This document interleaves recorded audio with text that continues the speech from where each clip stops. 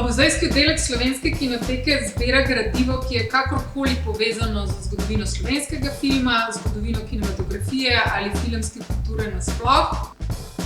Filmsko gradivo je razdeljeno v več zbirk. Najobsežnejši sta zbirki plakatov in pa fotografij. Tako fotografije so fotografije slovenskih filmov in pa tujih filmov.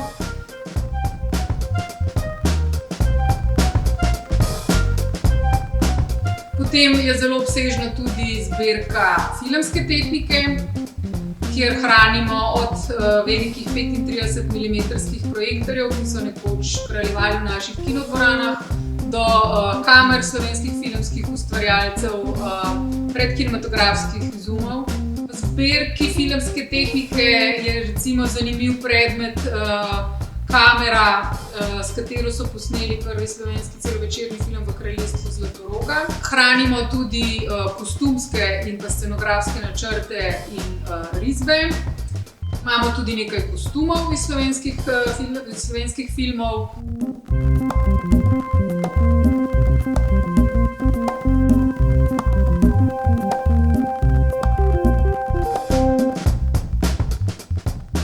Bogata je tudi zbirka prospektov in propagandnega gradiva. Zanimiva je zbirka filmskih razglednic, to so razglednice iz prve polovice 20. stoletja. Izpostavila bi tudi zbirko umetniških del, kjer so najpomembnejša dela risbe Božidarja Jakca in pa kipi Fritza Langa. V zbirki originalnih risb za slovenske animirane filme hranimo recimo risbe za animirani film Socializacija Pika. Muzejsko gradivo večinoma dobivamo preko donacij oziroma zapuščin samih slovenskih filmskih ustvarjalcev ali pa njihovih dedičev, občasno pa določene predmete tudi odkupimo.